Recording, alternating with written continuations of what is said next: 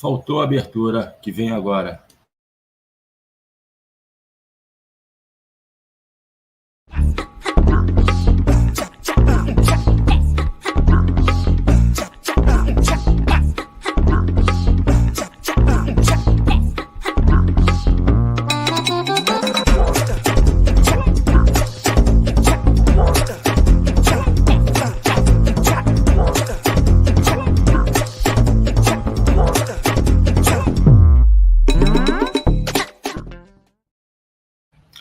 O Trilhas da Democracia de hoje finaliza a série sobre a presença da teoria crítica no pensamento social, político e jurídico brasileiro, entrevistando o cientista político e professor do Departamento de Ciência Política da Universidade de São Paulo, pesquisador do SEDEC, Bernardo Recupero. Me acompanhando nessa entrevista, como de hábito, advogado, mestre em Direito e assessor jurídico do movimento sindical cultista, Normando Rodrigues, a quem eu convido inicialmente. Seja muito bem-vindo mais uma vez, Normando, um prazer recebê-lo. Prazer é todo meu, Mandaini, e um grande olá a todos. Vamos a mais um programa importante para os debates de compreensão da nossa dura realidade. E o entrevistado de hoje, com muito prazer, eu convido o professor Bernardo Recupero. Seja muito bem-vindo, Bernardo. Prazer recebê-lo de novo no Trilhas. Obrigado, Marco. O prazer é meu. É um prazer também conversar essa vez com o Normando. E vamos lá.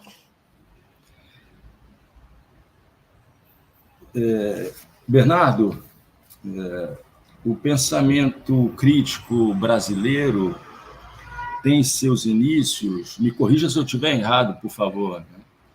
Com aquilo que Antônio Cândido, certa feita, chamou de, abre aspas, pensamento radical de classe média, que envolveu uma boa parte de socialistas, comunistas, nacionalistas nas décadas de 1940, 1950, a partir do universo acadêmico uspiano, apesar da intenção elitista dos seus fundadores, né? O teu orientador de doutorado, professor saudoso, professor Gildo Marçal Brandão, em Linhagens do Pensamento Político Brasileiro, já chamava atenção para isso, né? Como é que se constituiu esse pensamento radical de classe média? Quais são as suas principais características e quais os principais temas abordados de um ponto de vista crítico? Por favor, Bernardo. Marco, a ideia do pensamento radical de classe média, né, como você lembrou bem, é do Antônio Cândido, né? E é interessante que o Antônio Cândido fala, né, no radicalismo de classe média, especialmente, né, pelo que eu me lembro, em dois textos. Um, na verdade, é uma entrevista, né, que ele deu a uma revista Unesp, Transformação, e outro é um artigo, né, para a revista Estudos Avançados. O radicalismo, né, como ele chama a atenção, é um pensamento questionador, mas que não chega a ser revolucionário. É nesse sentido, né, que ele vincula, né, a classe média e alguns setores, até das classes dominantes, questionadores, né?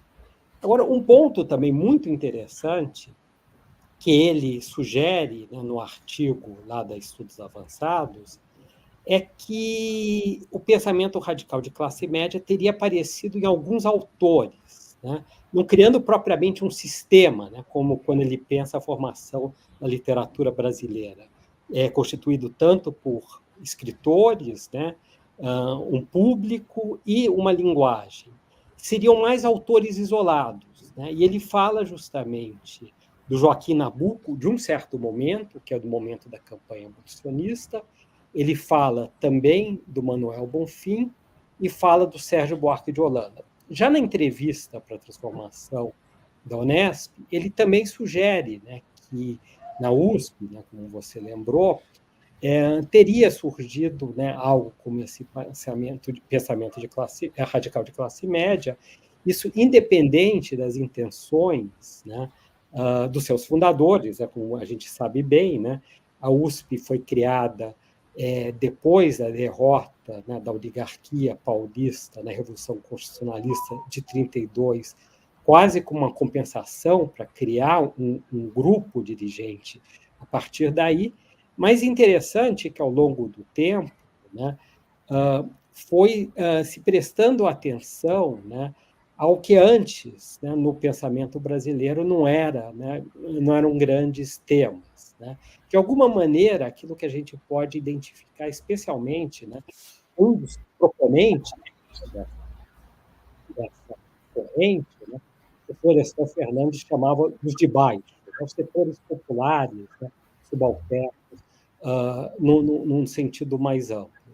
Então, eu diria, resumidamente, né, que há essa sugestão, acho que muito interessante do Antônio Cândido, de um pensamento radical de classe média diferente, né, de um pensamento revolucionário e também de um pensamento mais conservador tradicionalista, que, em alguma medida, não forma sistema, mas, por outro lado, ele sugere, né, que também houve, né, especialmente, né, relacionado, né, a pesquisas, preocupações, né, surgidas, né, na USP, e a partir da USP, né, na Universidade Brasileira, né, no sentido mais amplo, essa atenção, né, a setores subalternos que antes o pensamento brasileiro não dava.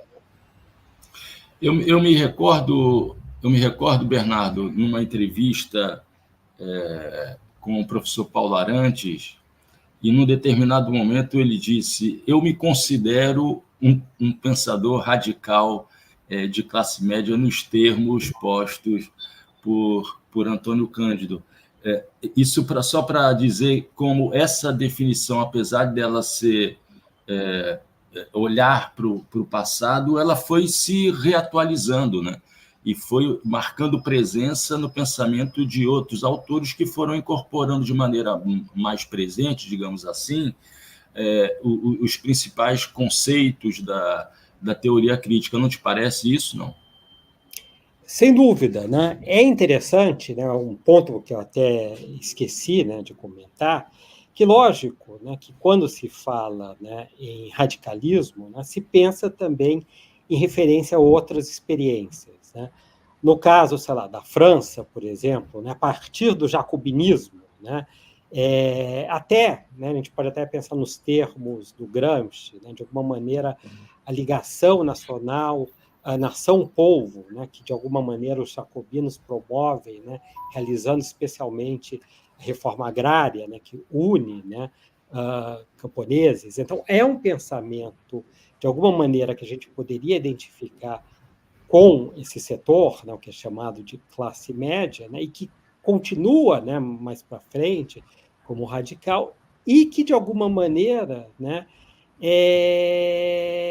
há expressões, né, talvez mais contínuas, né, em outras situações nacionais. O próprio populismo russo, Narodnik, de alguma maneira, tem essa ligação mais contínua. No caso brasileiro, um dos pontos que eu acho interessante da formulação do Antônio Cândido, que talvez não seja uma formulação acabada, e por isso mesmo, né, uma formulação bastante sugestiva, aberta, é que há tanto essa ideia de manifestações isoladas em alguns autores, como algo que, a partir da universidade, no sentido mais amplo, ganha força, né?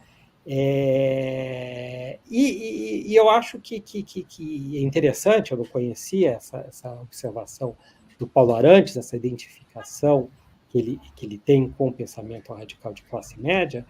É interessante que, justamente, né, isso talvez se liga a uma outra dimensão, acho que da sua primeira pergunta, né, que é uma certa tradição crítica, né, brasileira, né? Eu não digo que os contornos do que a gente está chamando, né, do radicalismo de classe média, a tradição crítica, né, são precisos, mas, sem dúvida nenhuma, né, especialmente quando a sociedade e a política brasileira passam a mudar, né? Eu diria que isso, talvez o grande marco, é a partir da Revolução de 30, né? Em que justamente o domínio oligárquico, né, sofre, né, um forte abalo, ganha força, né, justamente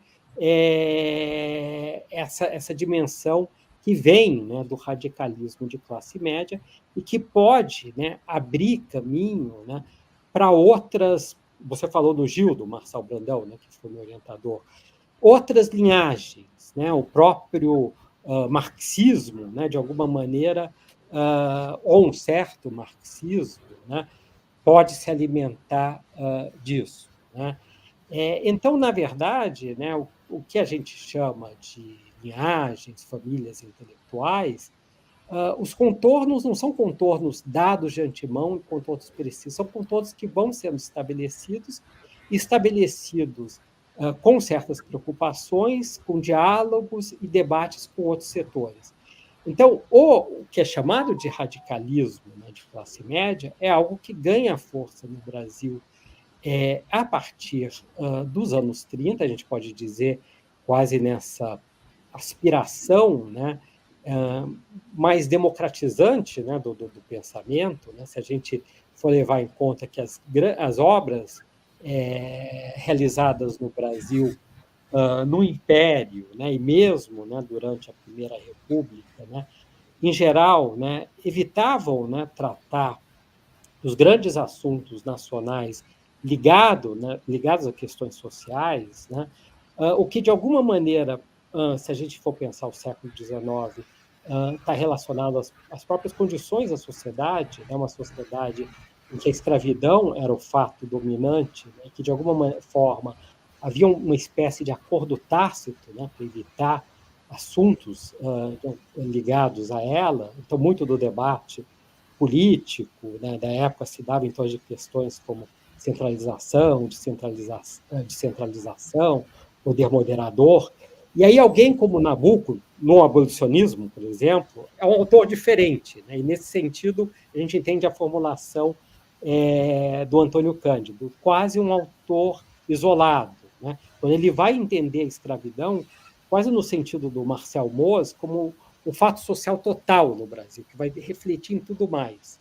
E é interessante que, a partir dos anos 30, né, que eu acho que ligado às próprias mudanças na sociedade e na política brasileira, o pensamento brasileiro, e aí ligado em boa medida também à universidade, ao desenvolvimento da universidade, vai começar a prestar mais atenção aos de baixo, né, aos setores populares no sentido mais amplo. Então, o pensamento radical de classe média se vincula a isso que se pode chamar de tradição crítica, né, brasileira em termos mais amplos. Que a gente poderia até pensar também o próprio significado desse termo, tradição crítica, né, também como ele foi pensado em outros contextos, que passa a ser entendido aqui. Né?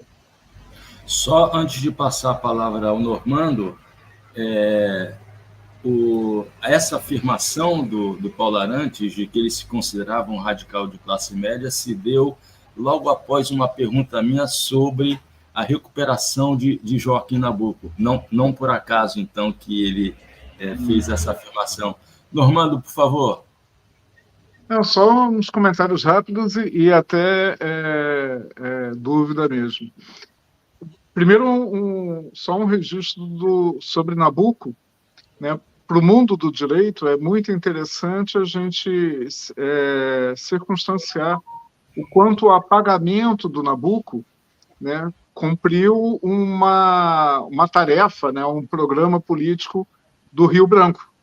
Né? E aí é construído o mito do Rui Barbosa no mundo do direito, né, intencionalmente, para eclipsar a presença intelectual do Nabuco. Isso é algo que ainda escapa, passa ao largo da história, do estudo da história do direito no Brasil. E é bem interessante né, situar o Nabuco nessa tradição. A outra coisa que eu queria é mais indagação do que comentário. olhando de fora, olhando de longe, me parece que a tradição do radicalismo de classe média, ela bebe um pouco da literatura, né, que precede a análise política e a análise social, e aí vem os movimentos do naturalismo e depois o pré-modernismo, no início do século XX, né, olhando muito e colocando os de baixo no protagonismo, né, da narrativa. Mas acho que, por isso que é mais pergunta, tem uma leitura pessoal de que, enquanto tradição teórica, só vai se firmar o pensamento crítico já na geração de Sérgio Buarque de Holanda, né? E que até então você, além de não ter, como você disse, Bernardo, sistema, e além de não ter uma escola, né, também não há uma tradição, existe uma descontinuidade nas contribuições. Né? Seria isso ou eu estou equivocado a respeito? Não, eu acho muito interessante. Opa, acho muito interessante, né, as observações do Normando, né? Não, até sobre o Nabucco, né? Talvez em primeiro lugar o que a gente poderia dizer é que não existe um Nabucco, né? Existem Nabuccos, né? E talvez o Nabucco, né, da campanha abolicionista não é exatamente igual, talvez até seja bastante diferente, né? Do Nabucco, né, da primeira década republicana, né, que escreve, né, o estadista do Império, de alguma maneira vai criar uma imagem muito, talvez idealizada mesmo do Segundo Reinado, apesar de ser um grande livro. E depois mesmo o Nabucco do pan-americanismo, né, que com problemas vai se aproximar do Rio Branco. Então, o que é interessante pensar no Nabucco, que em boa medida é mesmo a causa abolicionista que o transforma, né? Faz com que, de alguma forma, aquilo que está presente, por exemplo, no abolicionismo, né? Que é um grande livro, que acho que ainda hoje diz muito a respeito, nos faz entender muito o Brasil, né? Ele é levado até mesmo pela essa causa que ele abraça, a tentar entender, né, o Brasil nesse sentido mais completo, né, pensando especialmente o peso da escravidão. O que você fala sobre literatura, Romano, acho que você tem toda a razão, né? E é interessante a gente pensar justamente, né, se as fronteiras no pensamento, né, especialmente no pensamento brasileiro, não são fáceis, né, de discernir, elas são especialmente difíceis, né, antes da institucionalização da universidade, né? E nesse sentido, né, o Antônio Cândido, né, mesmo que é um crítico literário, mas muito mais, né, do que um crítico literário, chama atenção, acho que diversas vezes, como a literatura acaba impregnando, né, quase que todos os aspectos de um pensamento mais amplo no Brasil. E, realmente, né, o naturalismo, o evolucionismo tem, em boa medida, esse peso. O mesmo a gente pode pensar, né, em boa medida, o modernismo, né, especialmente, né, se a gente for pensar em um autor como Mário de Andrade, até as viagens que ele vai fazer, né, pelo Brasil, né, procurando, né, conhecer a cultura popular, há um elemento aí, a gente poderia até, usando, né, a expressão que vem da experiência russa, lá dos populistas, tem quase o sentido de ir ao povo.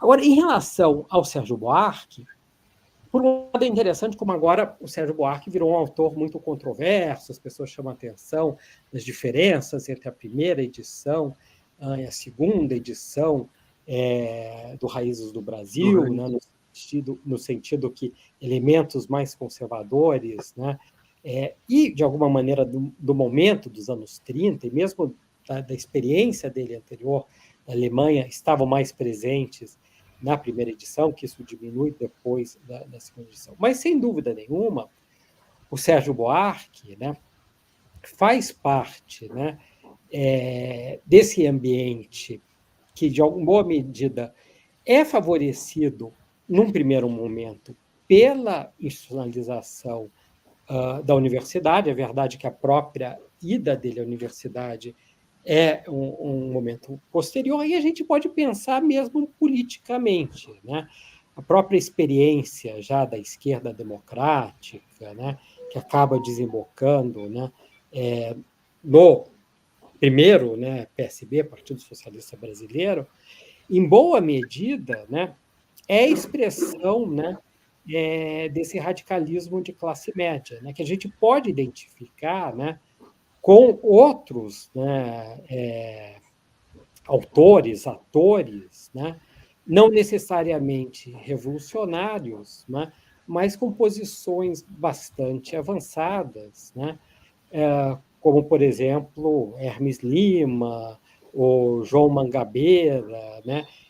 Isso para não falar, né, daqueles que vêm já de uma tradição marxista, né, e que também vão se aproximar disso, pensando como não são puros, né, as ideias. O Mário Pedrosa, né, que de alguma maneira vem do trotskismo, né, e depois avança para uma posição, né, que no fundo é de uma esquerda não stalinista, né?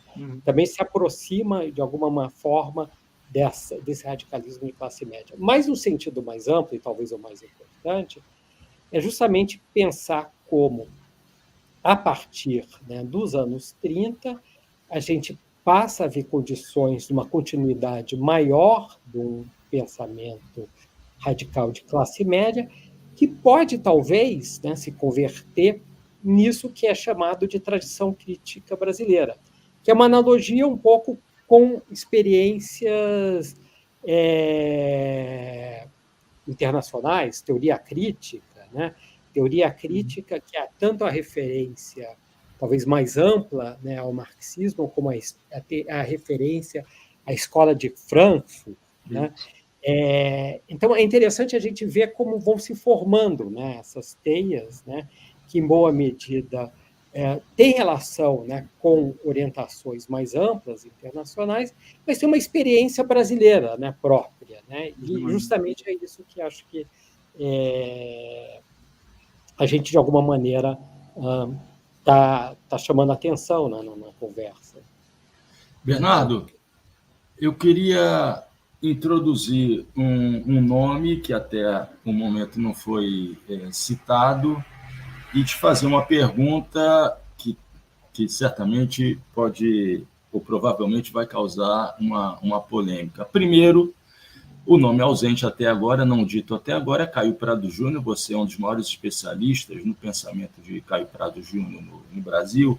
E eu queria que você dissesse o lugar de Caio Prado Júnior dentro do pensamento radical de classe média. Teria sido ele o responsável por introduzir o marxismo, aproximar o marxismo, fazer presente o marxismo dentro desse pensamento radical de classe média? Essa é uma primeira questão. E a segunda diz respeito às interpretações, às análises que vêm sendo feitas já há bastante tempo do Gessé Souza sobre Sérgio Buarque de Holanda, Raimundo Fauro, né, no sentido de indicar um conservadorismo e uma tendência a entender o Brasil a partir da referência estadunidense, né, e o Brasil como sendo imperfeito, né, e também a ideia de que Sérgio Buarque acabou estudando o Brasil e mostrando São Paulo como se fosse a referência daquilo que foi feito nos Estados Unidos por aqueles responsáveis pelo desenvolvimento das colônias do Norte, a partir de uma lógica calvinista, etc. Por favor, Bernardo, responda, por favor, da forma como você quiser, se quiser. Vou tentar. Não, as perguntas são muito boas. Primeiro, Caio Prado, né? Eu acho interessante, né, pensar, né, o Caio Prado, e não só o Caio Prado, acho que provavelmente os autores mais interessantes, nas suas impurezas. Né? O Caio Prado, né, em boa medida, a gente pode entender ele, né, como alguém muito diferente, né, do que o Gildo chamou de uma outra família, que seria o marxismo de matriz comunista.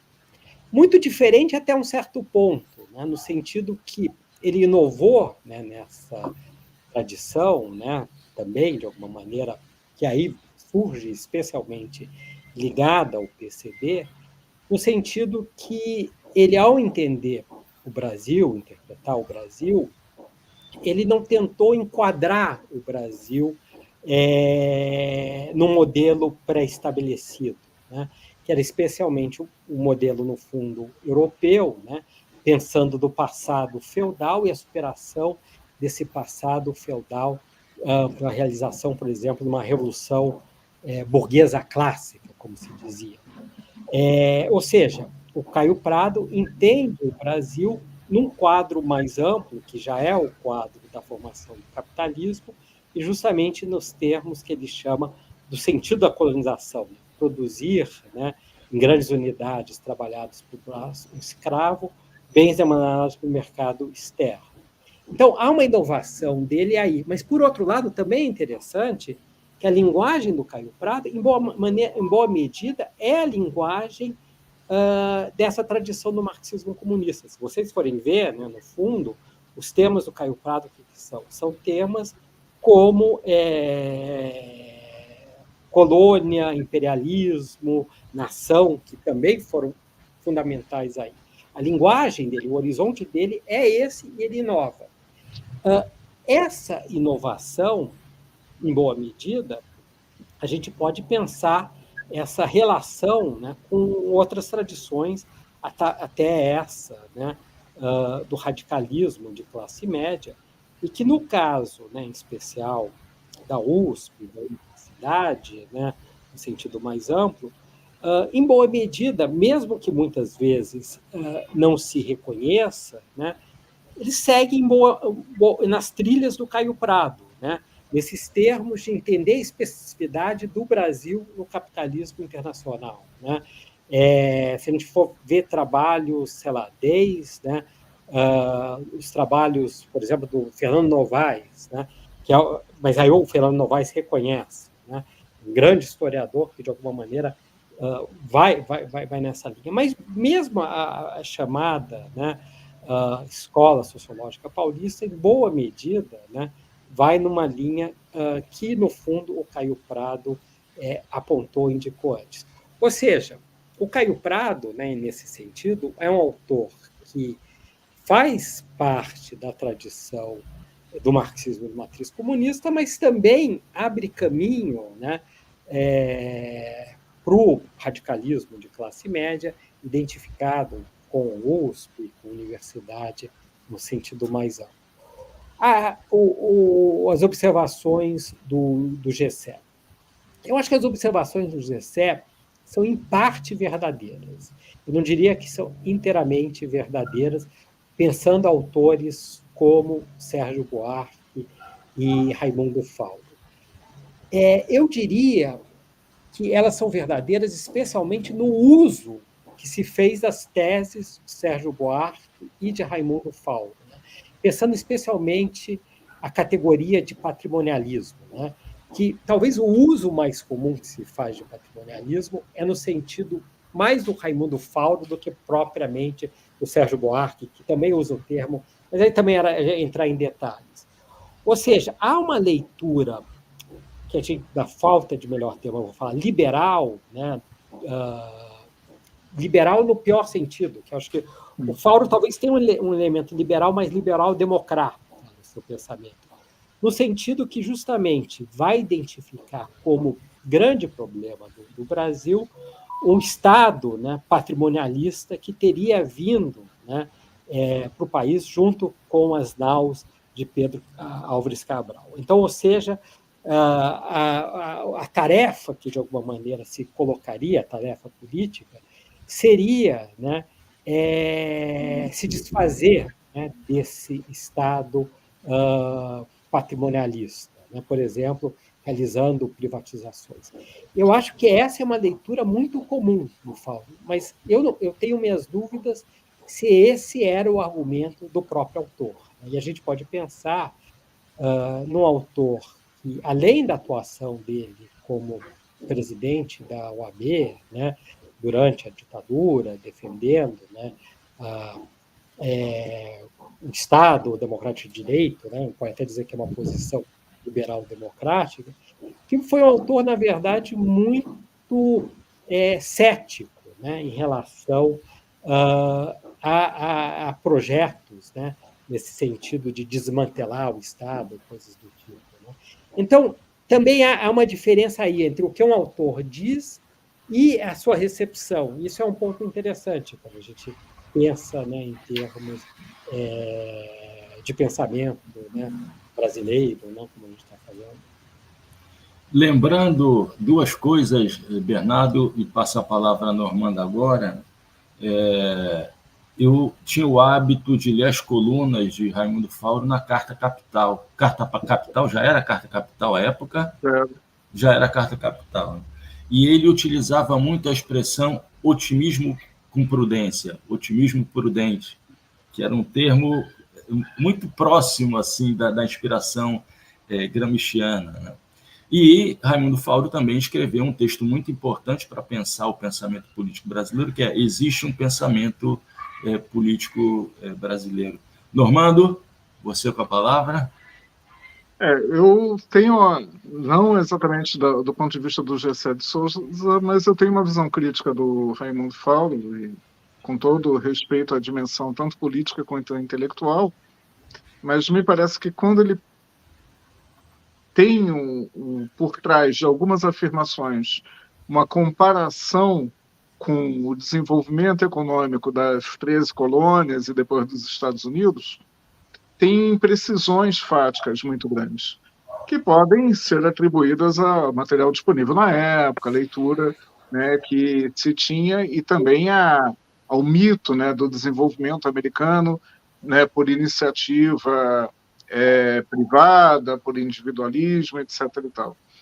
E essa fundamentação histórica de um anti-estatismo, ela seria contrafactual se a gente pensar que, desde a Guerra de Independência, você tem políticas econômicas formuladas pelos pais fundadores, né, da nova República, que estão voltadas para a preservação do mercado nacional, a substituição das importações e depois fabricação de bens estratégicos, sobretudo bélicos.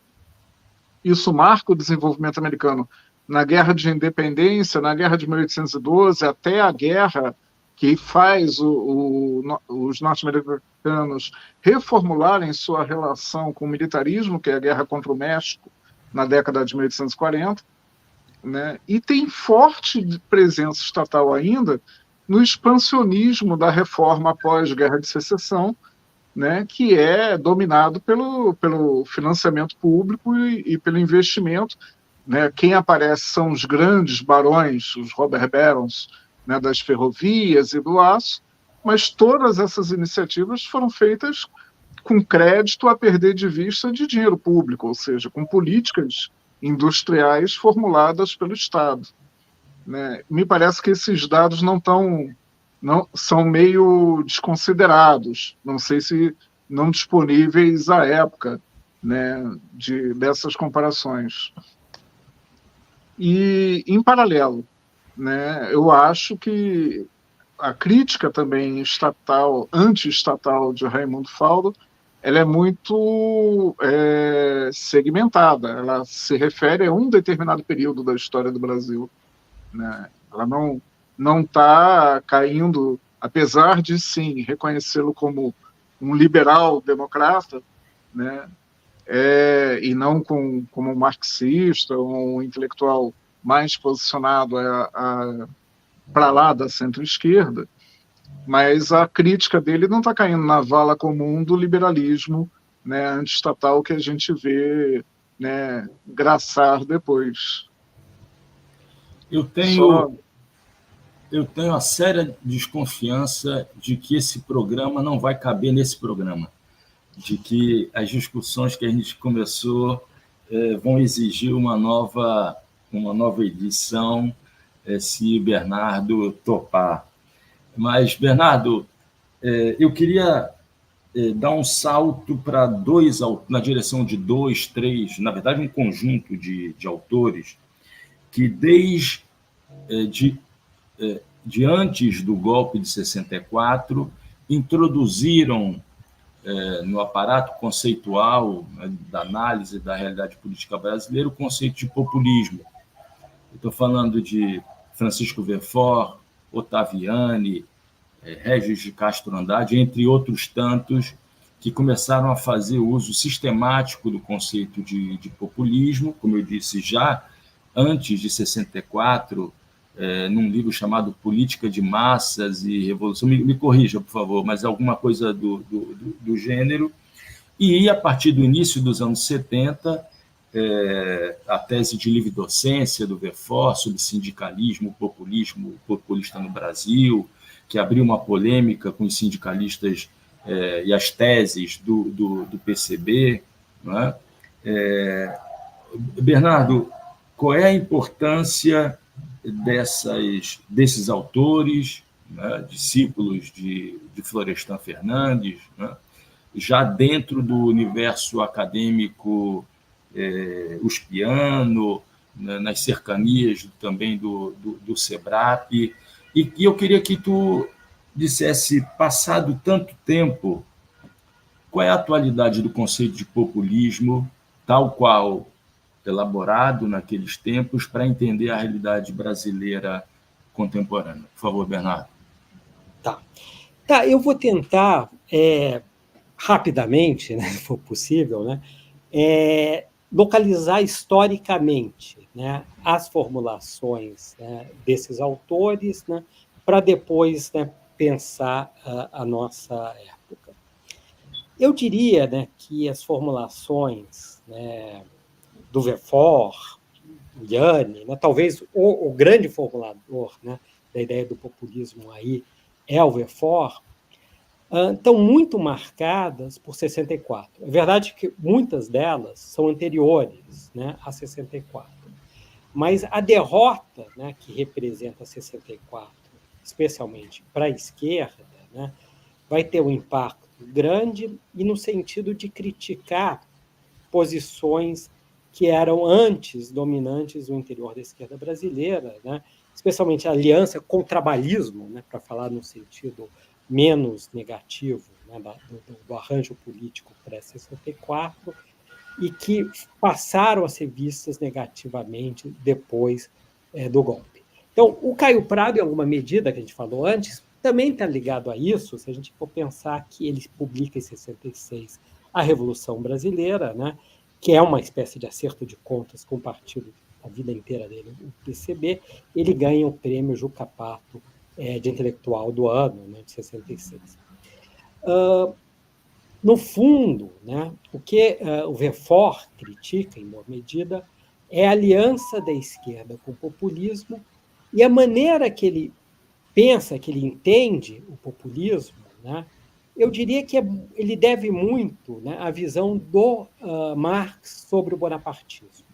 Basicamente, a construção, né, intelectual do Verfort sobre o populismo é baseada na ideia que, depois da Revolução de 30, nenhuma classe ou fração de classe substitui a burguesia cafeeira como, ele diz, grupo hegemônico no Brasil, hegemonia até no sentido fraco. Ou seja, haveria uma espécie de estado de compromisso, né, esse é o termo que ele usa, que abriria espaço, né, para uma autonomia maior do Estado e até incorporação subalterna, né, do operariado urbano.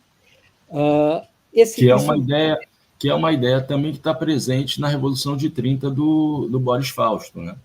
É verdade, o Boris Fausto, sem dúvida, sem dúvida.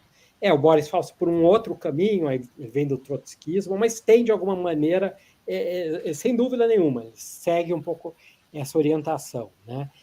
E boa parte da crítica, né, do Verfort é justamente essa aliança, né, que acaba ocorrendo, né, não é uma história complicada essa, se a gente for pensar, especialmente a esquerda, e se você for pensar o principal partido da esquerda, que era o PCB, com o trabalhismo, que talvez depois do suicídio do Getúlio, isso acaba ocorrendo, né, no sentido mais forte. E o programa que o Verfort defendeu, em boa medida, era o programa de organização autônoma dos trabalhadores.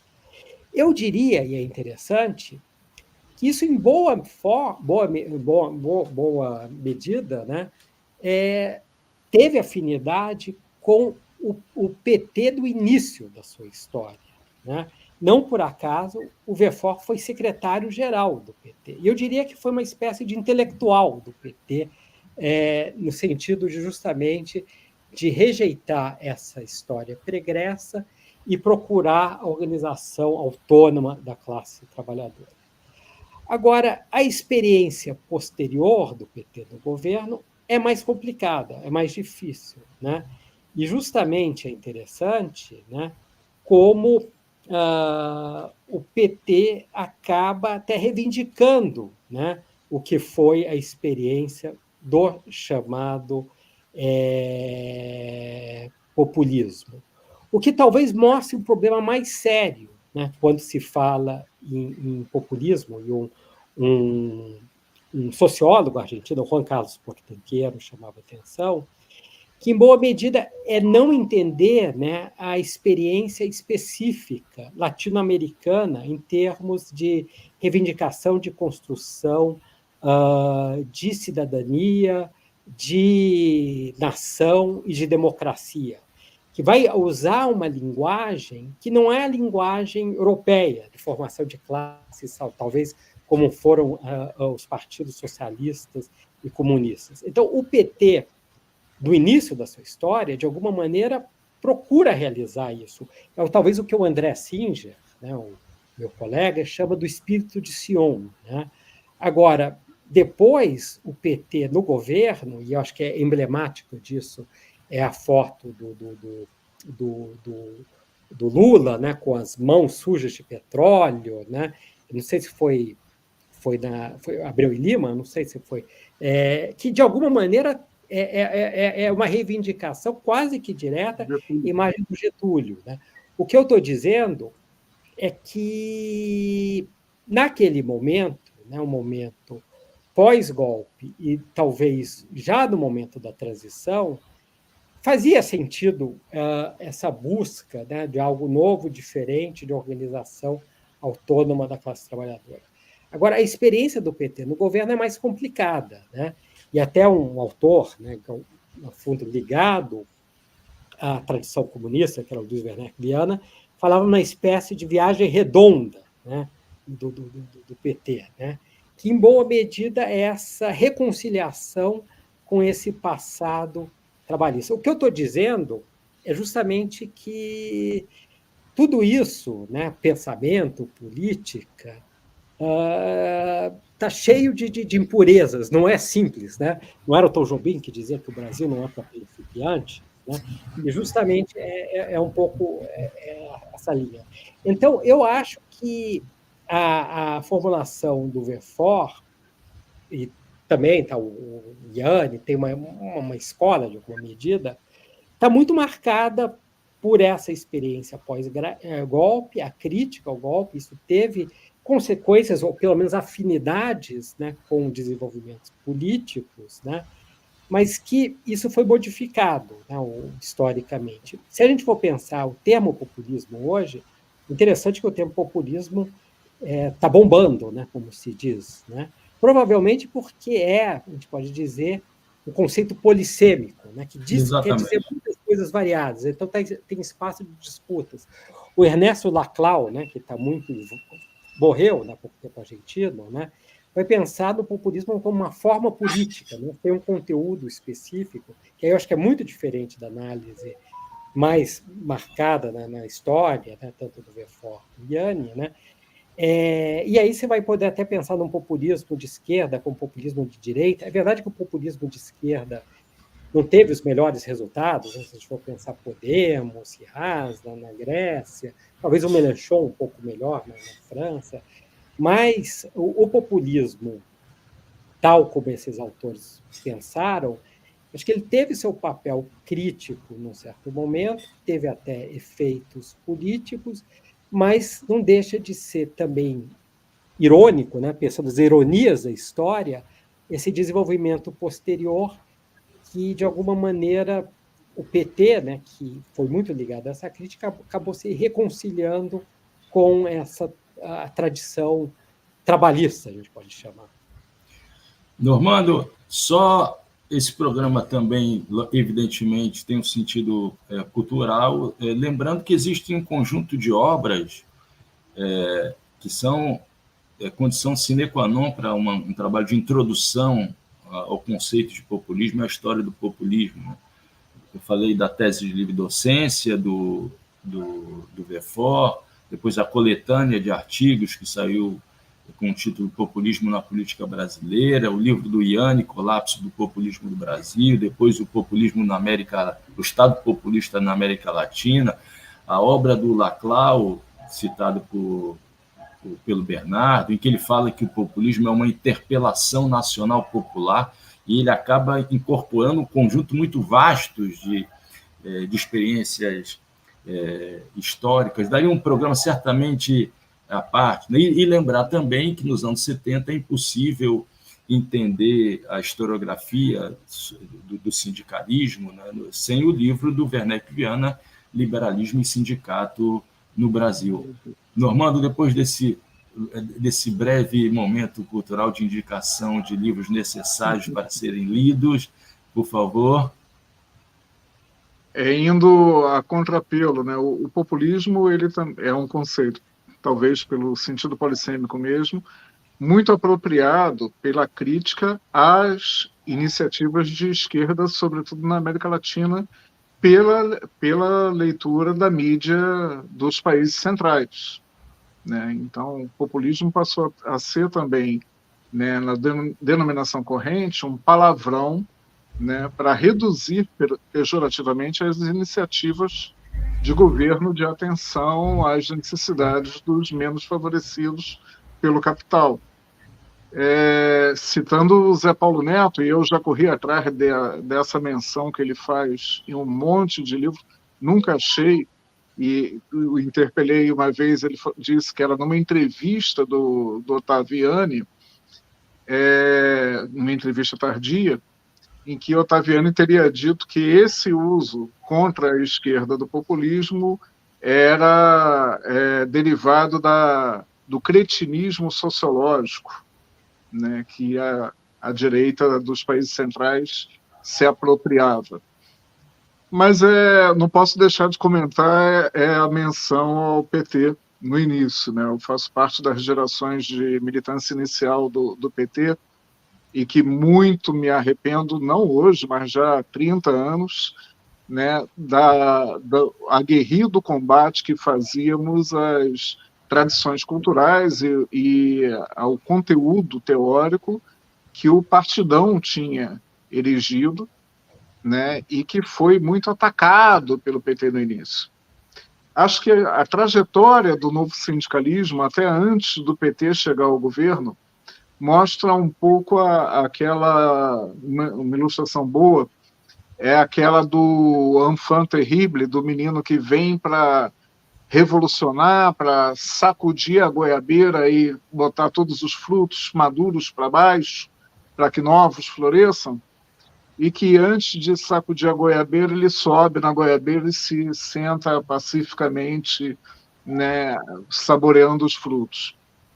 O novo sindicalismo, ele tem uma proposta de organização autônoma, né, surge com um questionamento à estrutura sindical da CLT herdada do fascismo italiano, e muito rapidamente, à medida em que a CUT passa a ser hegemônica, o novo sindicalismo esquece essa crítica e adota as mesmas práticas que criticava no trabalhismo e no lado sindical do Partidão, né? Esse é um drama do PT no mundo sindical e do PT enquanto partido político, que já vai descaracterizar aquele impulso de renovação até bem antes do do Lula chegar ao governo em 2003, né? E só para lembrar, essa associação é muito feita no mundo do sindicalismo do petróleo, da foto do Getúlio com a foto do Lula nas mãos sujas, e aquele seria, né, não é exatamente o primeiro óleo, mas aquele seria o primeiro óleo formal do pré-sal. É o início da produção do pré-sal, que também é significativa ao fazer aquilo, tanto quanto Getúlio estava contestando, né, os geólogos americanos a serviço da Standard Oil para dizer que o Brasil tinha, sim, petróleo. O Lula, naquele momento, está atacando, né, a direita, que, através dos seus porta-vozes na imprensa, estavam dizendo que o pré-sal era inviável, era economicamente inviável, não tinha como explorar, seria caríssimo, etc. E tal. Então, essa simbologia ela é muito associada e a ponto de a figura super controversa e cheia de problemas na sua trajetória, né, a revelia do impacto político e econômico que tem na história do Brasil, o Getúlio, ele hoje ser muito reivindicado pela CUT em vários de seus setores. E só para evitar algum corte mal intencionado, você falou das mãos sujas de Lula, mãos sujas do Lula por conta do petróleo, do óleo do pré-sal. Eu queria fazer uma proposta, gostaria muito que você aceitasse, Bernardo. Existe uma série de questões aqui que não vão ter tempo, a gente já está com 52 minutos de programa, e duas questões que eu considero muito importantes. Primeiro, uma tradição que não foi trabalhada aqui nesse programa, né? Eu não te ouvi a respeito disso, porque evidentemente não foi perguntado, acerca dessa riquíssima tradição do pensamento comunista do PCB, que é a tradição gramsciana de Carlos Nelson Coutinho, Leandro Conder, Luiz Werneck Viana, Marco Aurélio Nogueira, entre outros, né? Quer dizer, o próprio Gildo, né? Entre outros, que tiveram forte influência do pensamento gramsciano. E, segundo, uma questão sobre o porquê, quais os significados da ausência, na atualidade, das referências aos termos revolução e principalmente reforma, né, nas discussões, nos debates, dentro da academia, né, dentro dessa academia que gerou vários nomes da teoria crítica. Eu queria te convidar para uma próxima edição do Trilhas em que a gente pudesse tratar dessas questões com merecido aprofundamento, né? Se você disser que tem disponibilidade na próxima semana para a gente discutir, eu faço uma última pergunta aqui. Podemos contar contigo, Bernardo, ou a tua agenda está muito lotada na próxima semana? Não, eu acho que dá para conseguir um horário, né? Desde que espero que os espectadores tenham interesse também. Eu sempre fico preocupado, será que não são muito herméticas essas discussões? Não. Eu acho que tem um papel, né? Acho que até nós, como professores, né? No fundo, é justamente de divulgar, né, discussões que eu julgo que são importantes, né, mesmo para o debate político, cultural atual, né? Não, sim, a gente pode ver depois, mas estou sempre aí pronto para o que der e vier, como se diz. Então, eu faria uma derradeira questão, Bernardo, sempre sobre o conceito de populismo, né? A partir dos anos 90, salvo engano, né? Tendo como referência o livro da Ângela de Castro Gomes, A Invenção do Trabalhismo, se criou uma tradição muito forte de crítica ao conceito de populismo no Rio de Janeiro, né? Principalmente por parte de historiadores do Rio de Janeiro, em especial da Universidade Federal Fluminense, do Departamento, né, de História da Universidade Federal Fluminense, Ângela de Castro Gomes, Jorge Ferreira, o próprio Daniel Arão, né? E uma pergunta que pode parecer reducionista, mas ela tem um sentido. É possível levar em consideração o fato de que a defesa do conceito de populismo, o emprego, a utilização do conceito de populismo em São Paulo tem algum tipo de relação ao fato de que o populismo em São Paulo está vinculado às figuras de Adhemar de Barros, Jânio Quadros, enquanto o populismo no Rio de Janeiro está vinculado à figura de Leonel Brizola? Existe algum sentido nessa afirmação ou eu estou sendo reducionista? Por favor, Bernardo. É interessante. Eu não tinha pensado nisso, mas é interessante. É interessante, né? Salvo engano, né, o primeiro a falar em populismo no Brasil foi o Hélio Jaguaribe, num artigo não assinado, né, na Caderno do Nosso Tempo, que ele se referia ao ademarismo, né, que é talvez a gente pode chamar um populismo, e o Jânio Quadros mais ainda, um populismo mais conservador de direita. Além disso, além das diferenças regionais, né, e a gente também pode dizer, existem, né, sei lá, na própria, se fosse olhar, né, com mais cuidado, né, como era a classe operária, né, a trabalhadora, as classes subalternas, no sentido mais amplo, de São Paulo e Rio de Janeiro, são diferentes, mas eu acho que também tem uma diferença histórica, né, que vale a pena marcar. Né? Isso pensando, né, como, no fundo, alguém que faz história do pensamento político.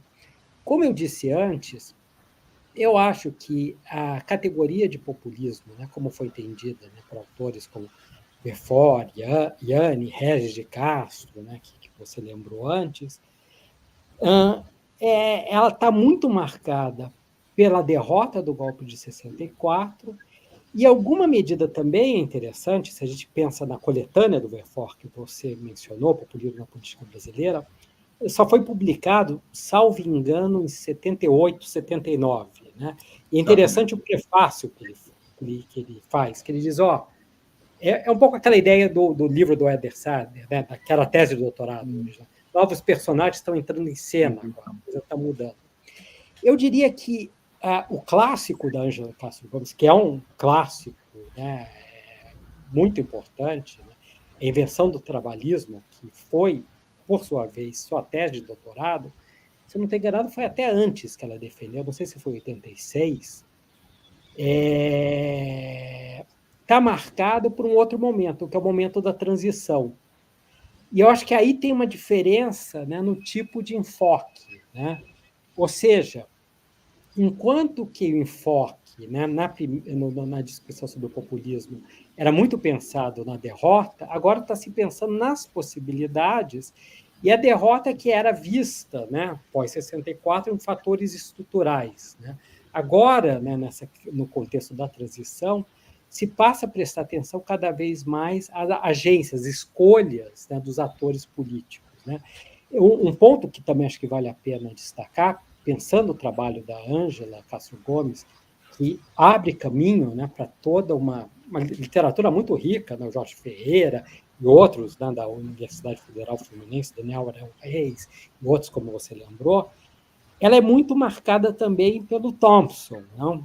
A ideia justamente, né, a formação da classe trabalhadora. Making off da classe trabalhadora. Isso foi traduzido como formação. Making, né? Melhor ainda, essa experiência. O que eu diria que é muito também do momento, sabe? Então, no fundo, sei lá, se eu posso dar alguma contribuição aí, eu acho interessante a gente pensar nosso pensamento em termos históricos. Né? Como, no fundo, as questões pós-64 são diferentes das questões em 86, que ela defendeu, agora já nos anos direito, né? Ou, sei lá, está no momento da transição. Né? E as nossas questões hoje são diferentes. A verdade é que tem uma continuidade também, né? Que é o que nos permite aqui conversando sobre isso. E até a maneira que diferentes atores políticos, filosofia, indicam. Então, talvez isso é o mais simples, né, no pensamento. Não está congelado. Né? Ele está mudando, mas, ao mesmo tempo, existem certas orientações que não nasceram ontem também, para falar de uma maneira talvez meio simplista. Normando, à guisa de conclusão.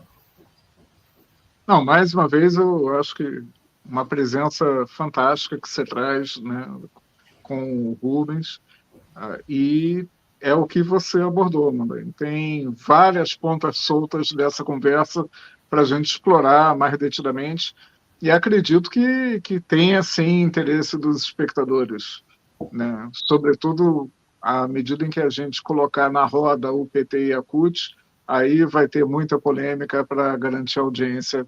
Conte com isso, Rubens. Bernardo, esse é o Bernardo. Bernardo, desculpa. Foi mal, Bom, né? É presença.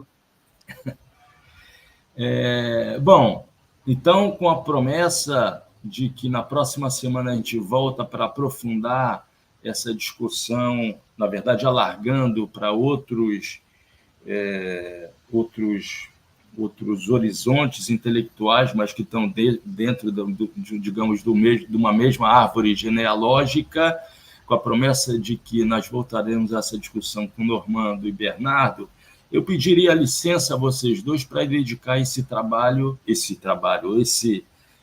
nosso Trilha da Democracia de hoje a 3 pessoas, 3 intelectuais que partiram muito cedo, teriam muito a contribuir com essas discussões, com a luta pela democracia no Brasil, nas discussões acadêmicas, que são o já citado Gildo Marçal Brandão e 2 amigos de Gildo, né? Denis Bernardes, o historiador, ambos alagoanos. Denis Bernardes, que foi professor do meu departamento de Serviço Social da Universidade Federal de Pernambuco, um gigantesco historiador com uma contribuição fundamental para entendimento de Frei Caneca, da Revolução Pernambucana, e um ex-presidente da Ampox, Marcos Costa Lima, amigo dos dois, que também faleceu muito jovem. Então, eu queria dedicar esse programa, pedindo licença ao Normando e ao Bernardo, dedicar esse programa à memória do Gildo, do Denis e do Marcos. Com isso, o Trilhas da Democracia fica por aqui, voltando na próxima semana para a gente aprofundar essas discussões com o Bernardo e com o Normando. Até lá. Um abraço.